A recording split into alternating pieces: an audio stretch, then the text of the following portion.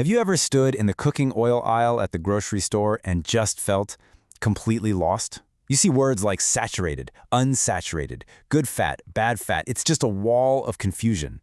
Well, today, we're going to cut through all that noise and figure out what's really supposed to be in your pan. And let's get right to the heart of the problem with this question. This is what trips everyone up, right? For years, we've been told saturated fat is the bad guy. But then coconut oil comes along, which is packed with the stuff, and suddenly it has this health halo. And at the same time, we're told unsaturated fat is good, but then you hear warnings about sunflower oil. So what is going on? This is the exact paradox we are going to unravel today.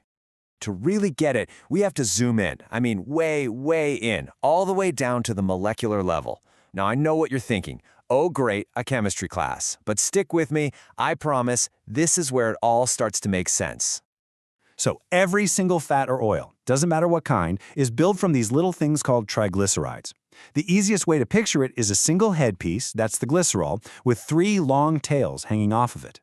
Now those tails, the fatty acid chains, that's where all the magic happens. The entire identity of a fat comes down to the shape of those tails. And here's the crucial difference. In a saturated fat, those tails are perfectly straight.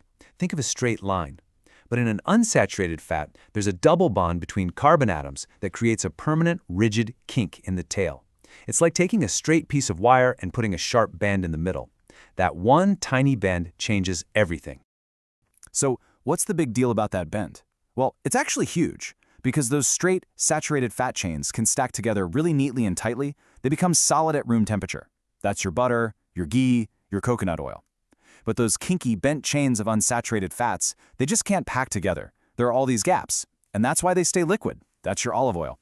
It all comes back to that one little kink. Okay, so we've got straight, solid fats and bent, liquid fats. But you know what? This whole argument about which one is good or bad might be missing the point entirely. Because while we've all been debating saturated versus unsaturated, there's a true villain that's been hiding in our food all along.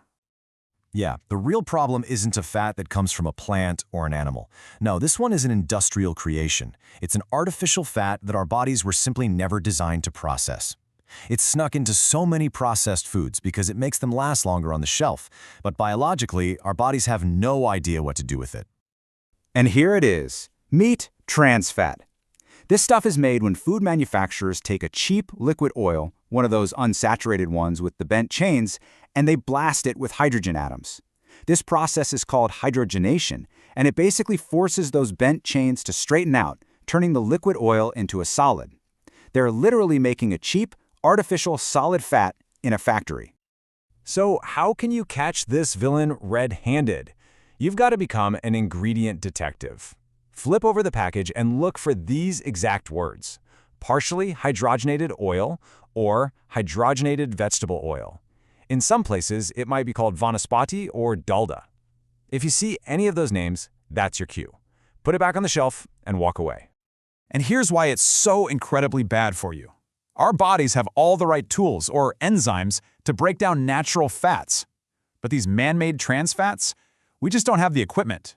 So instead of being processed properly, they just wreak havoc on our cholesterol. It's a double whammy. They lower your good, heart-protective HDL cholesterol, and at the same time, they raise your bad, artery-clogging LDL cholesterol. It is literally the worst of both worlds. All right, now that we've unmasked the real enemy, let's go all the way back to our original mystery: coconut oil versus sunflower oil.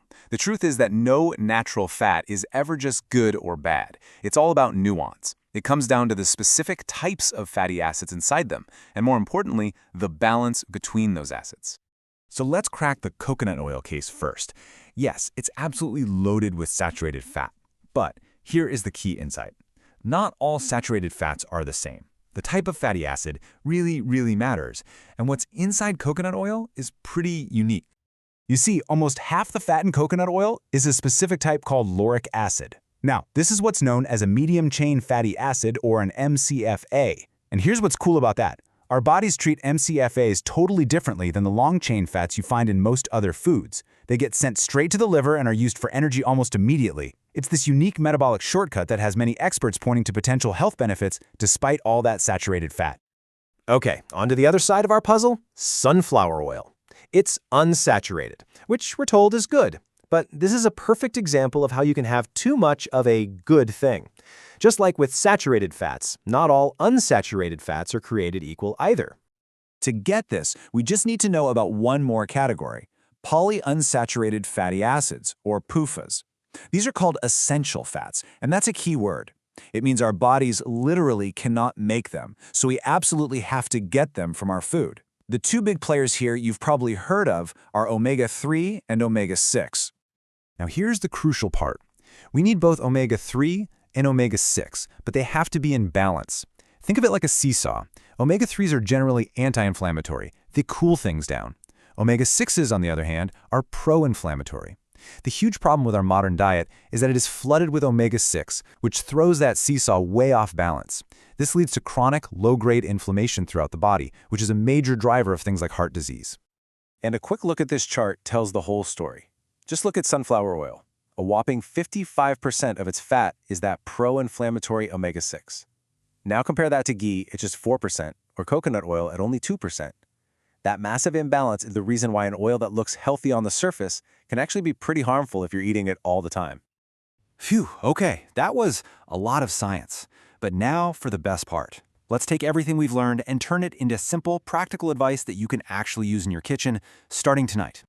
First things first, you have to respect the smoke point. This is the temperature where an oil literally starts to burn and break down. You'll see it stop shimmering and start smoking. When that happens, it's creating nasty, harmful compounds you do not want to eat. The rule is simple. For high-heat cooking like deep frying, you need an oil with a high smoke point. No exceptions. And that leads us to cold-pressed versus refined oils. A simple way to think about it is this. Cold-pressed oils are more natural, they've got more flavor, more nutrients, but a lower smoke point. They're perfect for salad dressings or a very gentle sauté. Refined oils, on the other hand, have been processed to be more stable, which gives them a much higher smoke point. They're the safer choice when the heat gets turned up. So, what should be in your pantry? Well, based on a nice, balanced profile of fatty acids, these are all fantastic choices. Sesame oil and groundnut, or peanut oil, have a really good balance. Traditional fats, like mustard oil and ghee, are also excellent. And yes, coconut oil definitely has a place here, as long as you're using it in moderation. And what should you stay away from? First, limit the oils that are super high in omega-6. We're talking sunflower, safflower, rice bran, and cottonseed oil. You don't have to banish them forever, but they shouldn't be your go-to. And the one you should absolutely avoid, no questions asked? Anything with hydrogenated on the label. That's the trans fat we talked about, and it has no place in a healthy diet. And if you take away just one thing from all of this, let it be this tip. Rotate your oils. Seriously, don't just stick to one single healthy oil. Maybe you use sesame oil this month and next month you switch to groundnut oil and then ghee after that. It's the simplest, most effective way to make sure your body is getting a wide, diverse range of all the different fatty acids it needs to thrive. So there you have it. The great oil debate was never really about one fat being good and another being bad. It's about understanding the chemistry, completely avoiding the artificial stuff, and always striving for balance. So now the real question is, for you, knowing all this, what's the first change you're going to make?